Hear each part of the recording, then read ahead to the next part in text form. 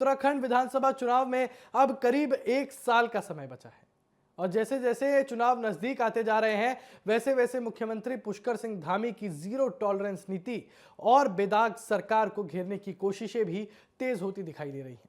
इसी की कड़ी में हम आपको बताएं, उत्तराखंड में एक डेपुटेशन नियुक्ति को लेकर बड़ा विवाद होता नजर आ रहा है। ब्लैकलिस्टेड बताई जा रही संस्था से जुड़ी अधिकारी को अहम जिम्मेदारी दिए जाने पर अब सवाल उठ रहे हैं। नियमों को लेकर भी कई गंभीर दावे किए जा रहे हैं और अब मामला शासन प्रशासन के गलियारों में चर्चा का विषय बन चुका है। क्या नियमों को नजरअंदाज किया गया या फिर इसके पीछे कोई बड़ी अंदरूनी कहानी है? देखिए हमारी खास रिपोर्ट। मामला एक अधिकारी की डेप्यूटेशन नियुक्ति से जुड़ा है और अब सवाल उठ रहे हैं कि क्या कुछ अधिकारी मिलकर सरकार की छवि खराब करने की बड़ी साजिश रच रहे हैं। दरअसल मामला हरिद्वार रुड़की विकास प्राधिकरण से जुड़ा है, जहां उत्तर प्रदेश राजकीय निर्माण निगम के एक अधिकारी राजन सिंह को अधिशासी अभियंता की महत्वपूर्ण जिम्मेदारी दी गई है, जबकि बताया जा रहा है कि उत्तर प्रदेश राजकीय निर्माण निगम उत्तराखंड शासन में ब्लैकलिस्टेड है। सबसे बड़ा सवाल यह है कि आखिर ऐसी क्या मजबूरी थी कि ब्लैकलिस्टेड कंपनी से जुड़े अधिकारी को अर्धकुंभ जैसे महत्वपूर्ण आयोजन और प्रधानमंत्री नरेंद्र मोदी के ड्रीम प्रोजेक्ट यूनिटी मॉल से जुड़े कार्यों की जिम्मेदारी सौंप दी गई। यही नहीं, उत्तराखंड कर्मचारी प्रतिनियुक्ति और स्थानांतरण नियमावली ने साफ उल्लेख है कि 55 वर्ष से अधिक आयु वाले ऐसे अधिकारी जिनकी सेवानिवृत्ति में 5 वर्ष से कम समय शेष हो, उन्हें किसी भी स्थिति में मूल विभाग में ही सेवाएं देनी होंगी। इसके बावजूद आखिर क्यों इस अधिकारी को डेप्यूटेशन पर नियुक्त किया गया? अब इस पूरे मामले पर सार्वजनिक संगठनों ने भी सवाल उठाने शुरू कर दिए हैं। ये एक राजन सिंह यूपी आरएनएन का कर्मचारी है, अधिकारी है। हुडा में उसकी पोस्टिंग हो जाती है।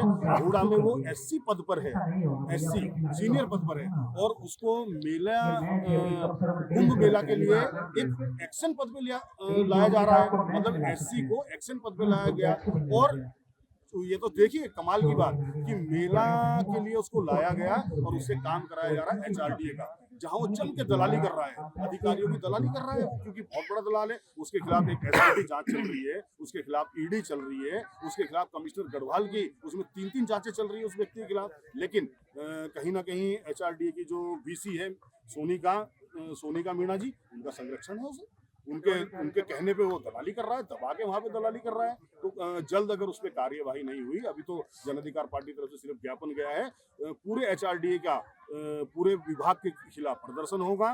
खासतौर पे विभाग की जो अध्यक्षता है, वीसी हैं सोनिका मीणा, उनके खिलाफ प्रदर्शन होगा। और जो इन अधिकारियों द्वारा भी भ्रष्टाचार किया है पहले, जहां जहां ये लिप्त रहे, इन सब की फाइलें खोली जाएंगी। लेकिन अगर राजन को 1 सप्ताह के अंदर अंदर उस विभाग से हटा के उसके उस विभाग में नहीं भेजा गया जिस विभाग से आता है, क्योंकि नियम का भी उल्लंघन है। नियम का उल्लंघन है कि 55-56 साल एज उसकी हो गई, लास्ट के 5 साल अपने मूल विभाग में काटने होते हैं, मूल विभाग में रहना होता है। उसमें तमाम खामियां हैं, ज्ञापन में हमने लिख के दिया है। यही कार्रवाई नहीं होती तो एचआरडी वीसी का और पूरे एचआरडी का घेराव होगा। अगर राजन जैसे अधिकारी को मेलाधिकारी सोनिका मीणा संरक्षण देंगे, राजन जैसे अधिकारी को एससी पद से हटाकर जूनियर पद पे, एक्शन पद पे ला रहे हैं, तो जाहिर सी बात है कुछ खेला ही है, बड़ा खेला ही है। और निश्चित तौर पे राजन जैसे आदमी का अगर जो यूपी आरएनएन से निकल के आया है, करोड़ों 137 करोड़ के घोटाले की जांच चल रही है उसकी, तो जो 137 करोड़ का घोटाला यूपी आरएनएन विभाग में कर सकता है, तो वो मेले को कैसे छोड़ देगा, कुंभ मेले को कैसे छोड़ देगा? तो निश्चित तौर पे राजन जैसे अधिकारी अगर रहेंगे तो कुंभ में, मैं पहले से कह देता हूँ कि बाद में खुलेंगी। पर जो है उत्तराखंड को लेकर बयानबाजी शुरू हो चुकी है। आपको बता दें कि उत्तराखंड के चुनाव आने वाले हैं और उसमें लेकर यहाँ पर ऐसी बयानबाजी कहीं ना कहीं साफ तौर पर उत्तराखंड सरकार पर और पुष्कर सिंह धामी के नेतृत्व पर जो है कहीं ना कहीं दाग उठा देती है। लेकिन इन्हीं को लेकर जो है काफ़ी ज़्यादा सवाल खड़े होते हैं।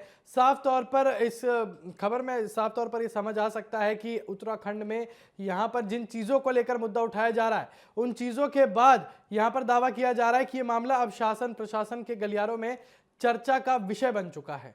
अब यहां पर यह भी कहा जा रहा है कि क्या नियमों को नजरअंदाज किया जा रहा है या फिर इसके पीछे कोई अंदरूनी बड़ी कहानी है या फिर इसके पीछे कोई साजिश है। अब आप समझिए कि यहां पर एक तरीके से दावा किया जा रहा है कि ब्लैकलिस्टेड बताई जा रही संस्था से जुड़े अधिकारी को अहम जिम्मेदारी दिए जाने पर अब सवाल उठ रहे हैं और इन नियमों को लेकर भी कितने गंभीर दावे किए जा रहे हैं। इसलिए हमने आपको कहा कि यह मामला अब शासन प्रशासन के गलियारों में चर्चा का विषय बन चुका है। अब यह भी सवाल उठ रहे हैं कि क्या भैया नियमों को नजरअंदाज किया गया है या फिर इसके पीछे कोई बड़ी साजिश है, इसके पीछे कोई बड़ी कहानी है। इन्हीं सारी चीजों को लेकर जो है एकाएक करके जहन में काफी सवाल आते हैं। साफ तौर पर यह बताया जा सकता है कि उत्तराखंड के अब जब चुनाव आने वाले हैं उससे पहले इतनी बड़ी बयानबाजी, इतनी बड़ी जो चीजें निकल कर आ रही हैं वो साफ तौर पर यह दिखाती हैं कि कहीं ना कहीं कुछ चीजों को नजरअंदाज किया जा रहा है। यहाँ पर चीजें अगर हम आकलन करेंगे तो उसमें ये साफ तौर पर कहा जा सकता है कि या तो उत्तराखंड की सरकार की छवि पे लालछन लगाने की कोशिश की जा रही है, छवि खराब करने की कोशिश की जा रही है, ये एक बड़ी साजिश बताई जा रही है। अब आप सोचिए ये अपने आप में कितनी बड़ी खबर है। यहाँ पर एकाएक करके जो है जहन में सवाल आते हैं। हमारा सबसे पहला सवाल कि क्या नियुक्ति के समय उच्च अधिकारियों को इस बात की जानकारी नहीं थी कि संबंधित विभाग उत्तराखंड में ब्लैकलिस्टेड है? हमारा दूसरा सवाल, जब नियमावली स्पष्ट है तो 55 वर्ष से अधिक आयु में आखिर किस आधार पर डेपुटेशन दिया गया? तीसरा सवाल, लगातार सवाल उठने के बावजूद अब तक कोई जांच या कार्रवाई क्यों नहीं हुई? चौथा सवाल, क्या यह मुख्यमंत्री पुष्कर सिंह धामी की गुड गवर्नेंस और जीरो टॉलरेंस वाली छवि पर दाग लगाने की कोशिश है? और सबसे अहम सवाल, क्या मुख्यमंत्री धामी की सख्त कार्यशैली और भ्रष्टाचार के खिलाफ कार्रवाई से परेशान कुछ लोग सरकार के खिलाफ अंदर खाने साजिश रच रहे हैं? फिलहाल एक के बाद एक इस सवाल आते गए हैं, लेकिन इसका जवाब भी हम लेकर आएंगे, समय रहते लेकर आएंगे, समय के साथ लेकर आएंगे। लेकिन आपको यह बता दूं कि फिलहाल यह मामला लगातार तूल पकड़ता नजर आ रहा है, लेकिन अब सबकी नजर इस बात पर है कि शासन और सरकार इस पूरे मामले पर क्या रुख अपनाती है और क्या नियमों के आधार पर कोई बड़ा फैसला लिया जाएगा।